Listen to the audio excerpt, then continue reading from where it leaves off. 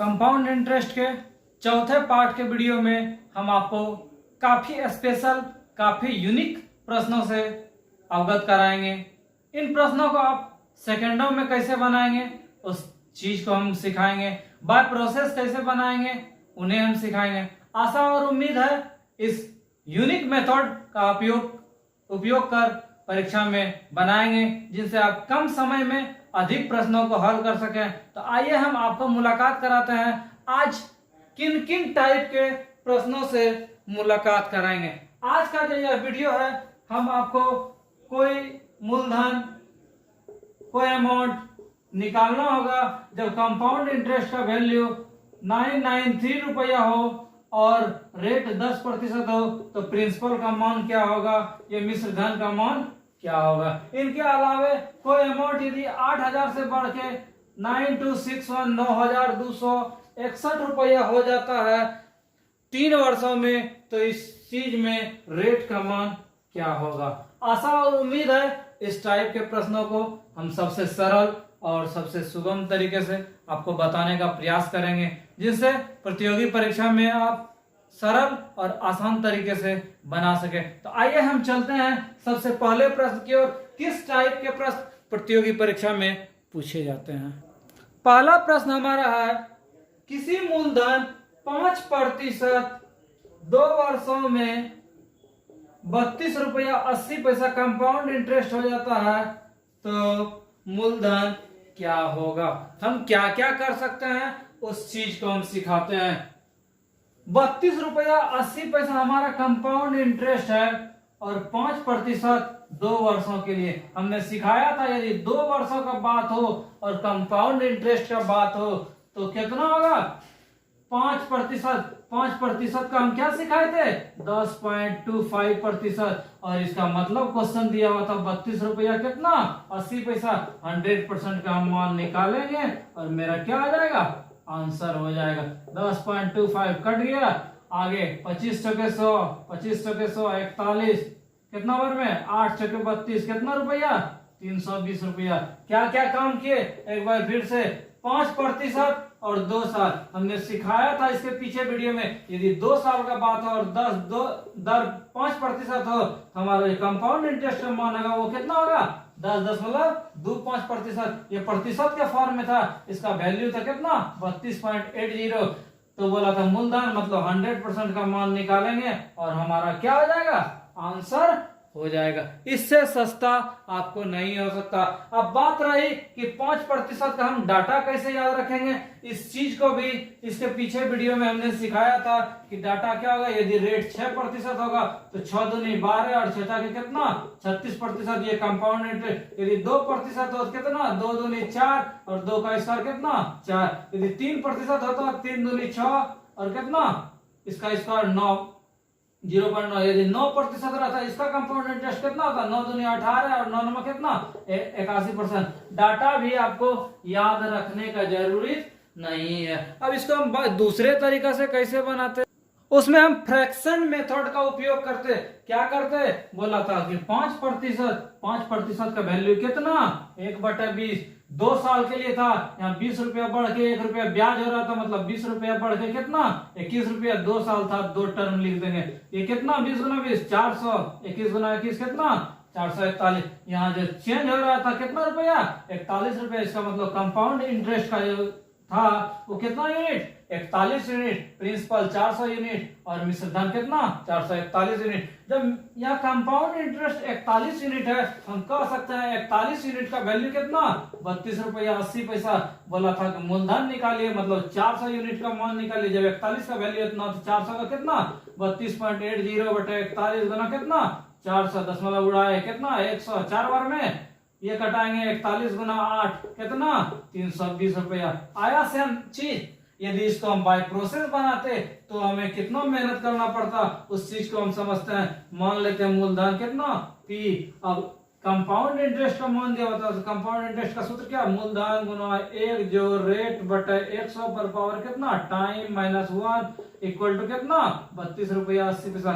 इसको हम कैलकुलेशन करते और पी का मान निकालते, वही हमारा क्या होता आंसर होता। इसके इस तरीके में इससे सस्ता आप कुछ नहीं कर सकते हैं। यदि बाय प्रोसेस बनाएंगे तो काफी लंबा होगा। नेक्स्ट सवाल, दूसरा सवाल है हमारा 10% 3 वर्ष, 10% कितना 3 साल के लिए 993 रुपया हो जाता है।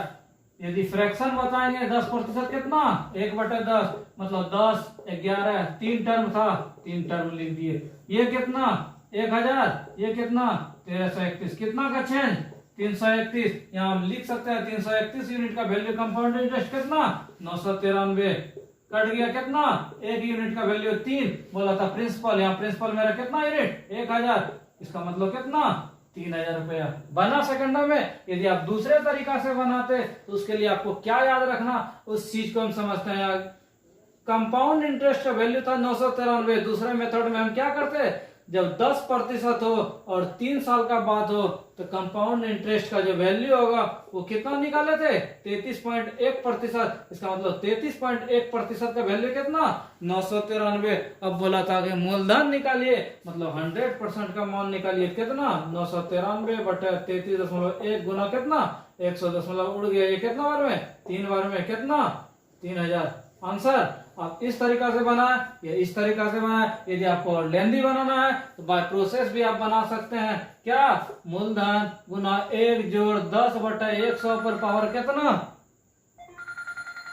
3 माइनस 1 इंटू कितना 993। इसको सॉल्व आप करेंगे और क्या हो जाएगा आंसर हो जाएगा। तीसरा सवाल है कि 8000 रुपया का अमाउंट जो है वो 3 साल में बढ़ के 12,167 रुपया देता है। तो बोला रेट क्या कीजिए निकालिए। तो रेट को क्या करना है निकालना है। कई तरीके से आप निकाल सकते हैं। पहला मेथड ये मिश्रधन था, ये मूलधन था। आप क्या लिखते मिश्रधन बराबर पड़े थे मूलधन गुना 1 जोड़ 10 बटे 100 पर पावर कितना टाइम 12167 बराबर मूलधन कितना 8000 इंटू 1 प्लस रेट बटे टाइम पर पावर कितना टाइम 3 था। इसको इधर भेजे 1 2 1 6 7 बटे कितना 8000 बराबर 1 प्लस रेट बटे 100 पर पावर कितना 3। अभी हम देखेंगे किस चीज का स्क्वायर है, ये 23 का स्क्वायर और ये किसका स्क्वायर 20 का स्क्वायर पर पावर कितना 3। दोनों साइड पावर सेम तो हम लिख सकते हैं 23 बटे 20 इक्वल टू 1 प्लस आर बटे कितना 100। इसको इधर भेजे लघुत्तम हो गया कितना 1 बटे 20 बराबर आर बटे कितना 100। 20 पंजे 100 आर का वैल्यू कितना 5 दिया 15% आंसर। अब इससे सस्ता हम ये तो हो गया बाय प्रोसेस का कहानी। इससे सस्ता हम कैसे बनाएंगे उस चीज को सिखाते हैं। दूसरा तरीका हमारा है इस चीज को हम समझते हैं। बोला था 3 साल के लिए तो 3 के फॉर्म में ये कितना का क्यू 20 का क्यू, ये कितना का क्यू 23 का क्यू। इसका मतलब ये प्रिंसिपल जो था हमारा 20 के फॉर्म में था और मिश्रधन कितना फॉर्म में 23 के फॉर्म में। कितना का डिफर 3 का। बोला था रेट निकालिए तो ब्याज गुना 100 बटे कितना 20 पंचे 100 15% आंसर। यदि ये भी पसंद नहीं है तो रेट के लिए आपको सूत्र याद रखना पड़ेगा मिश्रधन बटे मूलधन पर पावर 1 बटे जो टाइम है माइनस 1 इंटू 100। क्या करेंगे मिश्रधन मेरा 12167 बटे कितना 8000 पर पावर 1 बटे टाइम कितना 3 माइनस 1 गुना कितना 100। इसको हम लिख सकते हैं 23 बटे 20 का ये क्यू उस पर पावर कितना था 1 बटे 3 माइनस 1 इंटू कितना 100। ये 3 कट गया कितना बच गया 23 बटे 20 माइनस 1 इंटू कितना 100 मतलब 3 बटे 20 गुना 100 कितना प्रतिशत 15%। तीनों तरीका में जो आपको पसंद हो उस ढंग से आप बनाएं।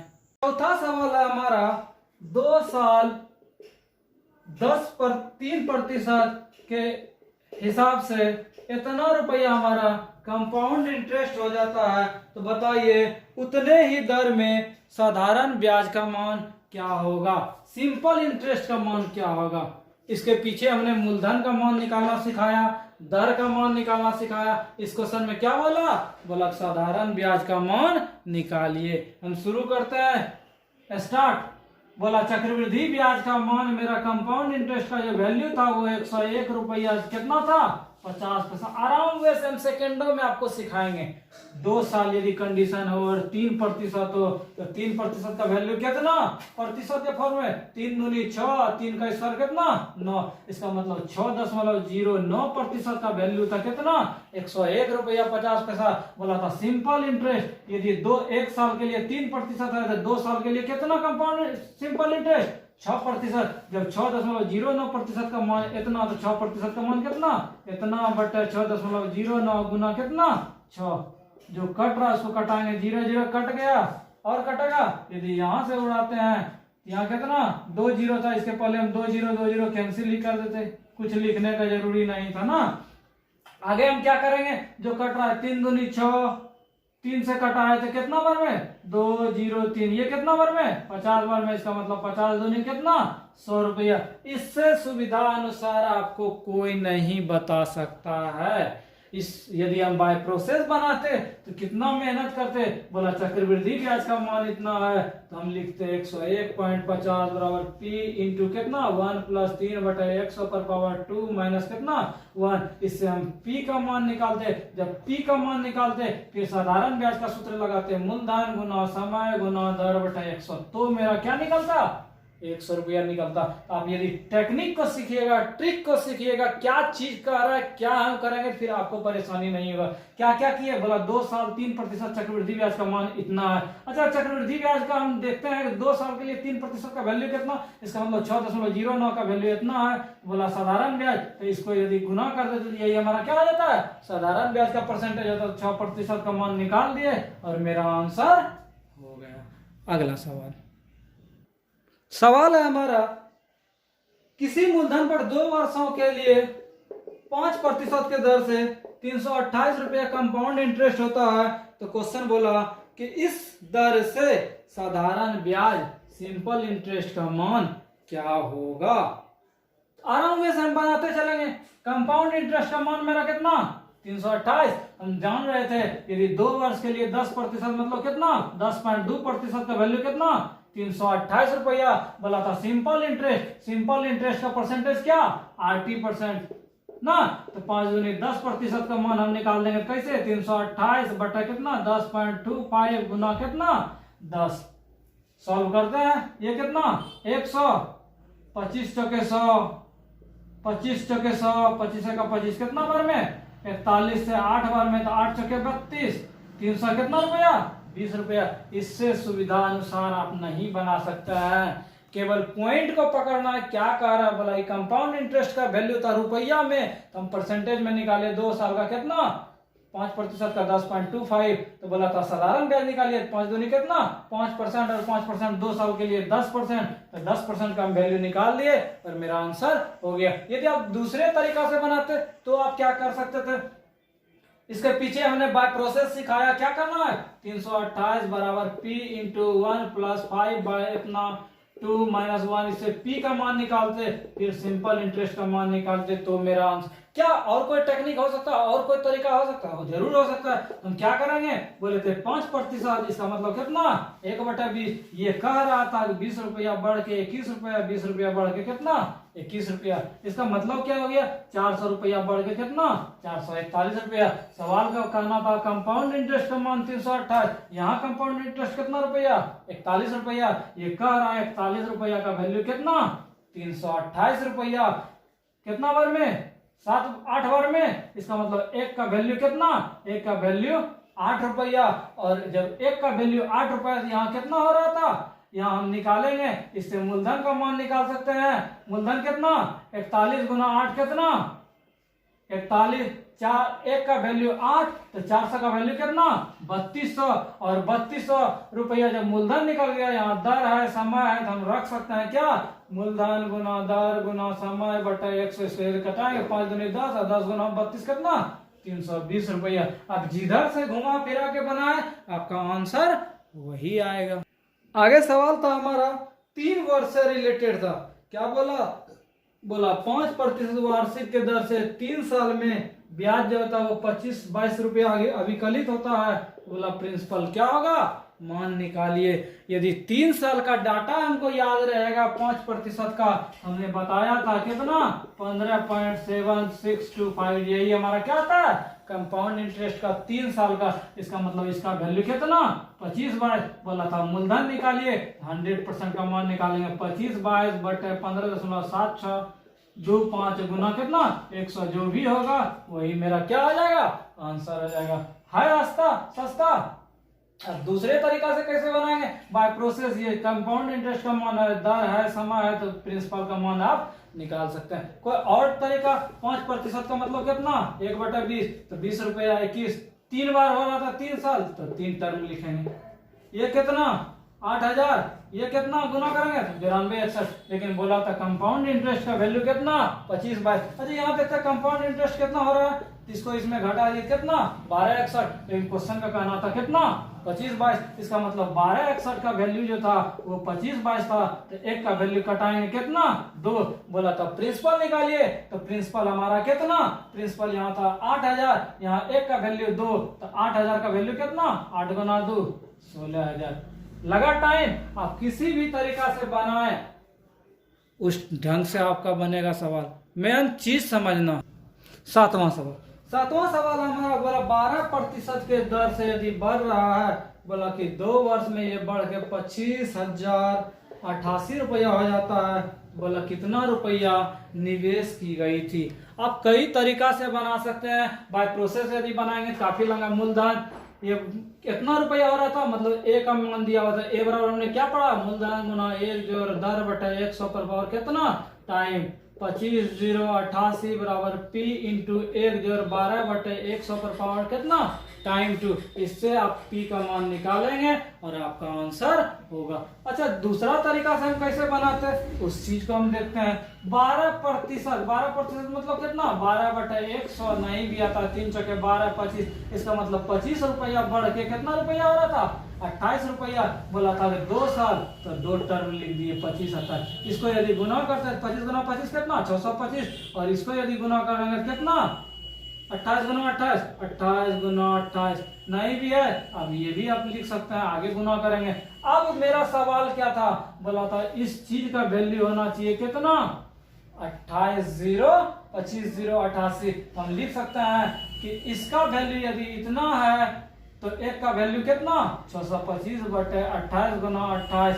आगे बोला था इस चीज का मान निकालना है, तो जब एक का वैल्यू इतना तो कितना 25,088 का वैल्यू कितना 625 बटे 28 गुना कितना 25,088। जो भी होगा वही मेरा क्या हो जाएगा आंसर हो जाएगा। तो इसमें क्या था मिश्रधन दिया हुआ था और हमने सॉल्व करके बनाया।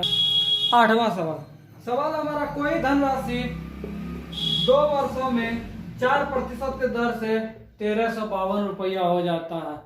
सिंपल वे से हम बनाएंगे 4% का वैल्यू कितना 1/25। इसका मतलब 25 रुपया था, कितना रुपया हो रहा था 26 रुपया। 25 रुपया फिर था कितना 26 रुपया। 25 गुना 25 625, ये कितना 676। अब सवाल का क्या कहना था, बोला था मिश्रधन जब बढ़ के हो जा रहा था 1352, यहाँ बढ़ के कितना हो रहा था 625 था, 676 हो रहा था। लेकिन यहाँ पूर्ति कितना करना है 1352। इसका मतलब 2 से इधर गुना, इधर भी हम 2 से गुना। इसका मतलब हम पूंजी कितना लगाए थे 1250 रुपया। था आसान। यदि आप इसको बाय प्रोसेस बनाते तो बोला मिश्रधन बढ़ के 1352, मतलब मिश्रधन बराबर मूलधन गुना 1 जोड़ दर बटे 100 पर पावर कितना 2। इस कंडीशन से भी आप P का मान निकालेंगे और आपका आंसर होगा। अब तीसरे तरीका से कैसे बनाते तो बोला आराम वे से। कैसे, बोला कि 2 वर्ष था और 4%। हम जानते हैं कि 4% का वैल्यू कंपाउंड इंटरेस्ट कितना 4 दूनी 8 और कितना 16, 8.16%। ये हो गया मेरा कंपाउंड इंटरेस्ट। लेकिन यहाँ मान दिया हुआ था मेरा मिश्रधन का, तो मिश्रधन कैसे होगा जब मूलधन 100% पर जोड़ देंगे। इसका मतलब 108.16% का मान कितना 1352 रुपया। तो 1% का मान कितना 1352 बटे कितना 108.16। मूलधन तो 100%, तो 100% का मान निकालेंगे और मेरा कितना होगा 1250 रुपया हो जाएगा। 9वां सवाल है 400 रुपया का अमाउंट 441 रुपया हो जाता है। 2 वर्षों में बोला रेट क्या है निकालना है। तो कई तरीका, 2 साल का हम कितना का फॉर्म था, ये 20 का स्क्वायर, ये कितना का 21 का स्क्वायर, कितना का डिफर 1, रेट निकालने के लिए जितना का डिफर उतना गुना 100 बटे मूलधन कितना 20, कितना प्रतिशत 5%। यदि इसको आप बाय प्रोसेस बनाते तो क्या लिखते हैं, ये मिश्र धन ये मूलधन, तो मिश्र धन बराबर मूलधन गुना 1 जो रेट बटे 100 पर पावर कितना टाइम 2 था।